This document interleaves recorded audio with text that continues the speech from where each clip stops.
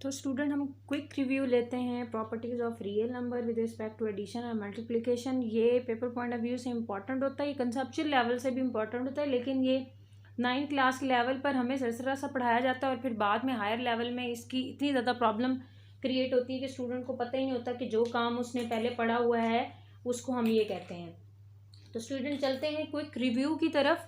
Properties of the real numbers with respect to addition and multiplication. इस sign को आप multiplication sign करते हैं। मैंने कंपैरिजन करके आपके सामने लिख दिए ताकि आपको इसको मेमोराइज करना आसान हो जाए।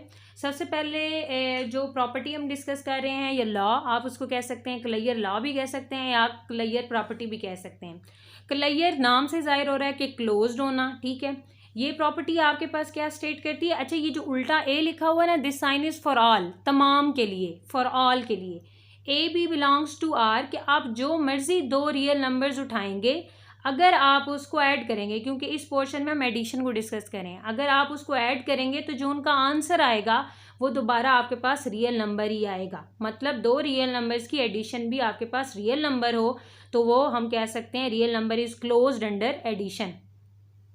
यही चीज़ अगर मल्टीप्लिकेशन की तरफ आए तो कोई से भी दो रियल नंबर्स ले लें, अगर उनका प्रोडक्ट दोबारा रियल नंबर हो तो उसको हम कह देते हैं कि real number are close under multiplication, क्योंकि प्रोडक्ट दोबारा रियल नंबर बना है। नेक्स्ट प्रॉपर्टी की तरफ चलते हैं, दैट इज कम्यूटेटिव लॉ और कम्यूटेटिव प्रॉपर्टी। कम्यूटेटिव प्रॉपर्टी आपके पास इस तरह से स्टेट होती है कि आप जो मर्जी रियल नंबर्स उठा लें, अगर आप उनको ऐड करें इस तरीके से कि एक दफ़ा आप a प्लस बी करें और दूसरी तरफ आप उसका ऑर्डर रिवर्स कर दें, मतलब b प्लस a कर दें, तो ऑर्डर रिवर्स करने से भी इक्वलिटी पर कोई फ़र्क ना आए, तो इसको आप इस चीज़ को बेसिकली आप कह देते हैं कि ये क्या है, आपके पास कम्यूटेटिव प्रॉपर्टी है। ये एडिशन के हिसाब से और मल्टीप्लिकेशन के हिसाब से सिर्फ एडिशन का जो ऑपरेटर है वो मल्टीप्लिकेशन से चेंज हो जाएगा, A B is equals to B A हो जाएगा। आगे जो नेक्स्ट है, आप अगर एसोसिएटिव लॉ को देखें, एसोसिएटिव को उर्दू में तलाज़म कहते हैं, ठीक है। तो 3 नंबर्स आपने लेने होते हैं, a b c belongs to R, और इस तरीके से ये स्टेट की जाती है कि अगर इनकी ब्रैकेट्स को इंटरचेंज कर दिया जाए, देखिए पहले 2 पे ब्रैकेट है, फिर दूसरी साइड पे आखिरी 2 पर ब्रैकेट है, तो इक्वलिटी पर कोई फ़र्क ना आए, तो ये आपके पास एसोसिएटिव प्रॉपर्टी या एसोसिएटिव लॉ होता है। और अगर इस चीज़ को आप मल्टीप्लिकेशन के हिसाब से डील करें तो वो आपके पास होगा ए बी पे ब्रैकेट है और फिर बी सी पे ब्रैकेट है, ठीक है। नेक्स्ट जो प्रॉपर्टी नंबर 4 है आपके पास, वो क्या है, that is additive identity. Additive identity क्या होती है कि आपके पास ये जो साइन है ना, इसको कहते हैं there exist a unique number 0। एक यूनिक नंबर है 0 जिसको हम एडिटिव आइडेंटिटी कहते हैं, that is called additive identity. इस 0 को हम एडिटिव आइडेंटिटी तब कहेंगे जब ये किसी भी रियल नंबर में ऐड और उसमें फ़र्क ना लाए। मतलब ए कोई रियल नंबर है, यहाँ पर लिखा हो for all a belongs to R, अगर ए कोई रियल नंबर है उसमें ये 0 मैंने ऐड किया तो आंसर ए ही आया, तो इसका मतलब हुआ कि ये 0 के ऐड होने से कोई फ़र्क नहीं आया। तो ऐसी चीज़ जिसके ऐड होने से फ़र्क नहीं आएगा वो एडिटिव आइडेंटिटी होगी।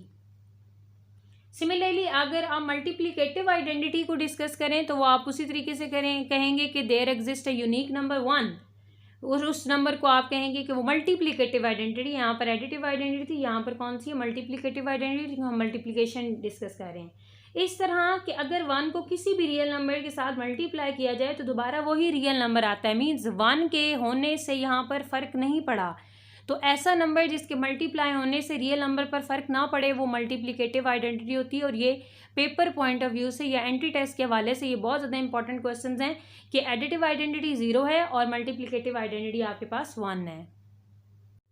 तो स्टूडेंट्स जो नेक्स्ट 5th प्रॉपर्टी है वो एडिटिव इनवर्स की है। एडिटिव इनवर्स आपके पास क्या होता है, कहता है for every non zero real number, कोई सा भी आप 0 के अलावा रियल नंबर ले लें, उसके कॉरिस्पॉन्डिंग आपके पास एक यूनिक रियल नंबर एग्जिस्ट करेगा। मतलब एक रियल नंबर के अगेंस्ट एक ही और नंबर एग्जिस्ट करेगा जिसको हम लोग एडिटिव इनवर्स कहेंगे। और उसकी प्रॉपर्टी कुछ इस तरह से है कि ए में अगर आप -a ऐड करें तो आंसर 0 बने। मीन्स 2 नंबर्स को आपने ऐड किया है तो आंसर आपके पास एडिटिव आइडेंटिटी बन रही है, तो वो दोनों नंबर्स जो ऐड हो रहे हैं वो एक दूसरे के इनवर्स होंगे। यही चीज़ अगर हम मल्टीप्लिकेटिव इनवर्स की तरफ देखें तो वो कहता है for every non zero real number there exist a unique real number called multiplicative inverse. अब की बार हम इसको क्या कहेंगे कि ये क्या है, आपके पास मल्टीप्लिकेटिव इनवर्स है। और इस तरीके से कि अगर आप a को 1/a से मल्टीप्लाई करें तो आंसर 1 आए। या 1/a को a से मल्टीप्लाई करें तो आंसर 1 है। मीन्स दो नंबर्स को आपने मल्टीप्लाई किया है तो आंसर आपके पास मल्टीप्लिकेटिव आइडेंटिटी आ जाए। क्या आ जाए? दो नंबर्स को मल्टीप्लाई करने से आंसर मल्टीप्लिकेटिव आइडेंटिटी आ जाए तो फिर ये दोनों एक दूसरे के क्या हो जाएंगे? मल्टीप्लिकेटिव इनवर्स हो जाएंगे।